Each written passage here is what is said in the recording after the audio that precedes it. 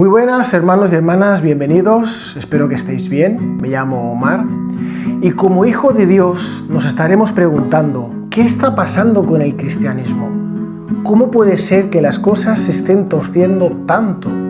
Lo que antes era algo serio, algo reverencial, ahora se está convirtiendo como en una broma, como en un chiste, un show. Lo que antes se hacía para la gloria de Dios, para que Dios fuera glorificado, ahora se hace para que el hombre esté cómodo, para que el hombre se siente bien. En fin, en otras palabras, todo se centra en el hombre. Y como hijos de Dios nos estaremos preguntando, ¿y por qué? ¿Y por qué está pasando todo esto? ¿Qué estamos haciendo mal? Pero lo que está pasando ahora no es algo nuevo. Esto ya ha pasado en la antigüedad. Por ejemplo, si nos vamos a los tiempos de Josías, antes de que Josías tomara el trono, el pueblo estaba totalmente desviado, con idolatría, sacrificios humanos, hechicería, en fin, era un caos. Por ejemplo, también, en la época de Jesús, los fariseos habían puesto sus costumbres por encima de la palabra de Dios. Si nos vamos a la iglesia medieval, ahí ya sí que nos quedamos con la boca abierta, porque ahí la palabra fue olvidada. Es más, por muchos fue llamada la edad de las tinieblas. ¿Por qué? Porque la Biblia se leía solamente en latín y las personas no les quedaba más remedio que confiar en los sacerdotes. Hacían cultos a los santos, indulgencias, en fin, podían engañar al pueblo como quisieran. Y lo hacían. Y en el siglo XXI, donde estamos, pues con nuestros ojos lo estamos viendo, ¿no? Ya solamente hay que ver el YouTube o el Facebook y los vídeos que suben y bajan y vemos ya como parece discotecas, las iglesias, predicadores que si el dinero, que si la prosperidad, ha entrado el evangelio de la prosperidad, ha entrado el feminismo en la iglesia, han entrado muchas cosas dentro de las iglesias. Y la pregunta es, ¿por qué? ¿Por qué ha entrado tanta basura dentro de la iglesia? Porque, querido hermano y hermana, no se le puede llamar de otra manera. Hay que llamarlo como es basura. No tiene otro nombre, de verdad, lo siento, pero es así, es basura. Y ha entrado todo eso porque la palabra de Dios está en segundo plano. Es más, hay iglesias que la palabra de Dios está afuera. Entonces, queridos hermanos, ¿cuál es el problema? La palabra de Dios no está en el centro de la iglesia. Cristo no está en el centro de la iglesia. Por eso hace falta una reforma. Pero todos esos problemas que os he mencionado antes, que están en la Biblia, hubo una solución. Por ejemplo, Josías, cuando encontró la ley y la leyó, él se rasgó sus vestidos y empezó a reformar. Jesús, cuando vino, empezó a predicar. Y en la Edad Media, en la época oscura, cuando más oscuro parecía todo, ahí entró la Reforma. Y la Reforma protestante, ¿no? La conocemos como la Reforma protestante, que conocemos a Lutero, conocemos a Calvino y a otros muchos más que a lo mejor no sabemos ni sus nombres. Pero ¿qué es esto que hicieron? Porque la Reforma no es algo que fue solamente en esa época, en la Reforma protestante. Siempre ha habido reformas. La Biblia está llena de reformas. ¿Y qué significa reforma? Significa enderezar lo que se ha torcido, corregir lo que se dañó. Cuando hubo esa gran reforma tan famosa, lo que se hizo fue predicar la palabra. La palabra de Dios tiene poder para poder volver a poner en su forma lo que se ha torcido. Cuando la palabra de Dios se quita de los púlpitos, de las iglesias, de las casas, todo se empieza a torcer. Todo queda torcido, como en la Edad Media.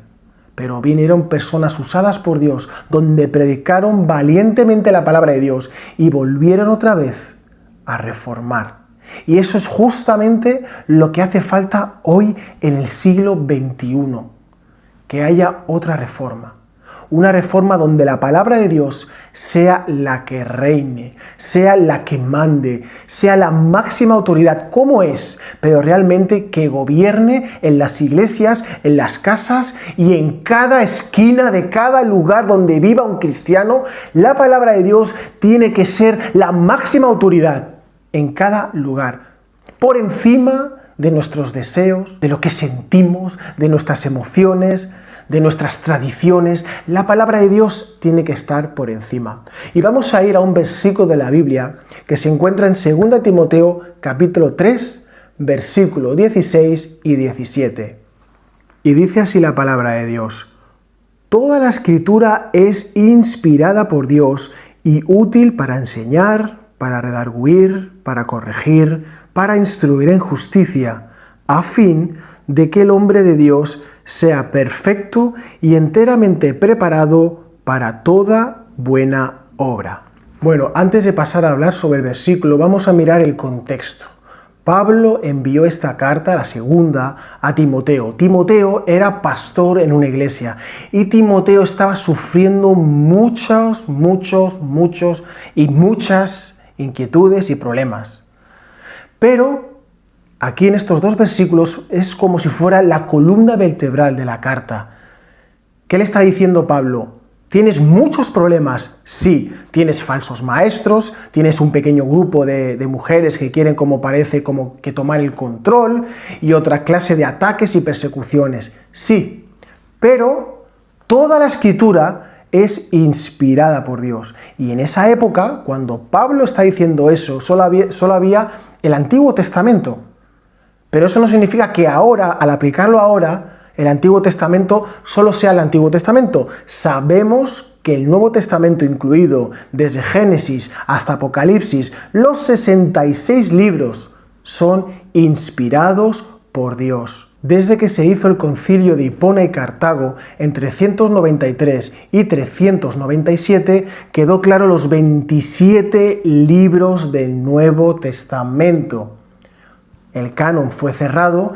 Toda la escritura, toda la Biblia es inspirada por Dios. ¿Qué significa que es inspirada por Dios? Significa que Dios como que sopló. La palabra en griego que solo aparece aquí es sopló. Su origen es de Dios. Le dio vida a los textos originales. Toda escritura es inspirada por Dios. Y si es inspirada, significa que tiene toda la autoridad de Dios. Y si es inspirada, significa que si la Biblia habla, es Dios que está hablando. Si la Biblia corrige, es Dios que corrige. Si la Biblia dice que esto es malo, es Dios quien lo está diciendo, porque la Biblia, toda la escritura es inspirada por Dios. Y si es inspirada, es infalible e inerrante, no tiene error.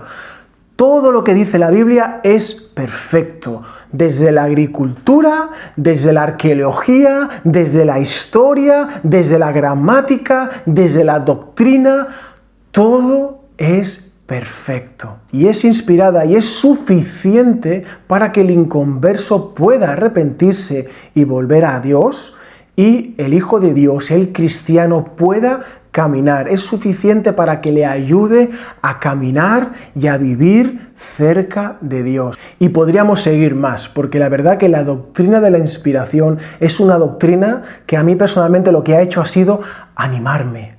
Me anima, me ha dado seguridad, me ha dado coger la palabra de Dios, coger la Biblia y saber, este libro es inspirado por Dios y es el único libro que hay en este mundo que es inspirado por Dios, el único, la palabra del Señor.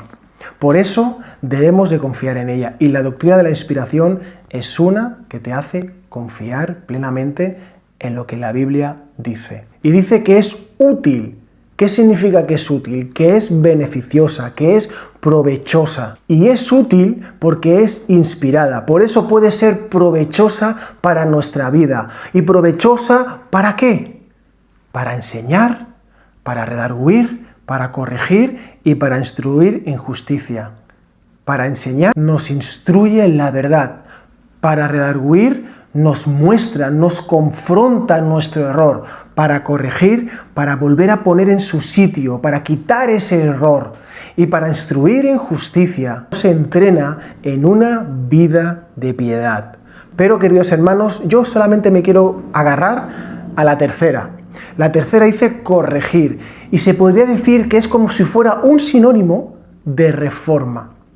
Cuando la palabra de Dios te redarguye, te hace ver tu pecado, la corrección es actuar.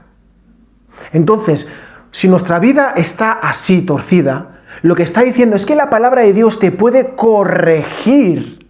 Antiguamente esa palabra en griego significaba cuando se te salía un hueso, pues se volvía a colocar el hueso otra vez porque estaba dislocado, ¿no? Pues antiguamente esa palabra en los médicos lo usaban así, como volver a colocar en su sitio, ¿no?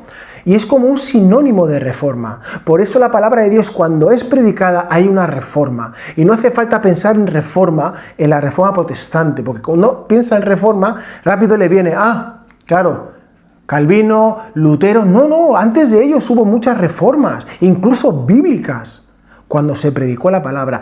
Porque la palabra de Dios es útil para corregir, para reformar. Y la corrección de la Escritura no es para condenarte, para hundirte. Es para que vuelvas a la forma de Dios. Es para que vuelvas a estar bajo su voluntad.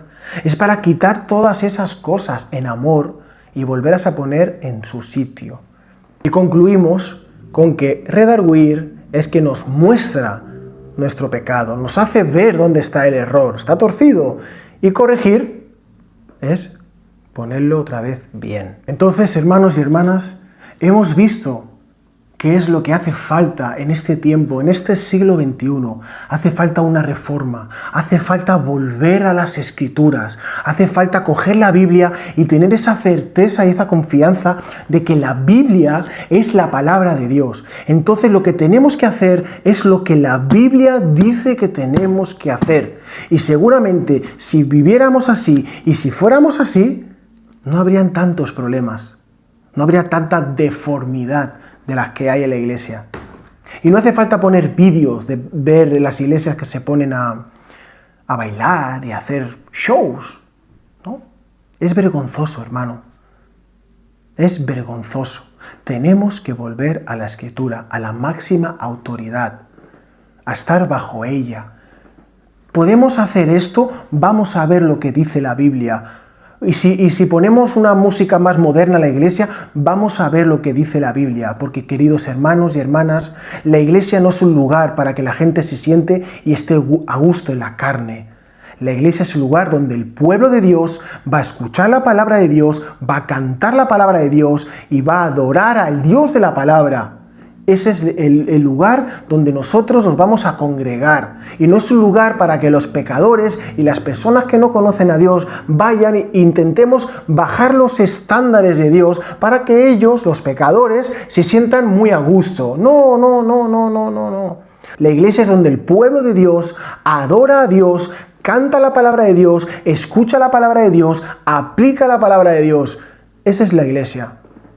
Y si van personas inconversas, personas que no conocen a Dios, se tienen que sentir incómodas. ¿Por qué? Porque es un lugar santo. Y cuando es un lugar santo, a la carne y al pecado, no creo que le haga sentir bien. ¿Me entiendes? Eso no significa que les tratemos mal.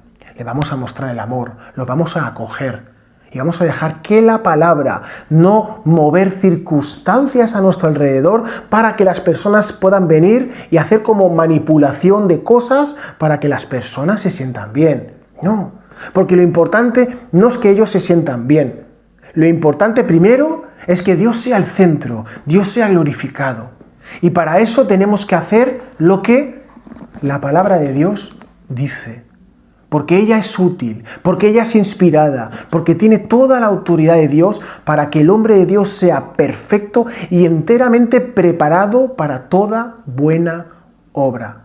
Buena obra es el resultado de una obediencia a la palabra de Dios, de una entrega a la palabra de Dios. Si nosotros no hacemos caso de la palabra de Dios, si nosotros le damos más importancia a lo que piensan las personas antes que a la palabra de Dios, seguramente va a pasar lo que está pasando ahora y peor. Y peor. Porque la adoración tampoco es para la gente. El grupo de alabanza y todo esto, no. Eso solamente es para Dios. Y no vamos a hacer más música o para que la gente se sienta bien y le guste. Mira qué bien el grupo. Yo voy a ir porque tienen un grupo de alabanza que me ponen los pelos de punta. No. Ahora la pregunta, hermano, ¿qué vamos a hacer nosotros? ¿Nos vamos a quedar callados? ¿Vamos a dejar que esto siga hacia adelante? ¿O vamos a dar un paso al frente, como hizo Josué? Y dijo, ¿vosotros queréis servir a esos ídolos? ¡Servidlos! ¿Vosotros queréis seguir haciendo de la iglesia un circo? ¡Hacerlo! ¿Vosotros queréis hacer los púlpitos y las predicaciones que sean con chistes e historias y anécdotas? Hacerlo. Pero yo y mi casa serviremos al Señor. Volvamos a la Escritura, hermanos. Que Dios os bendiga mucho y un fuerte abrazo.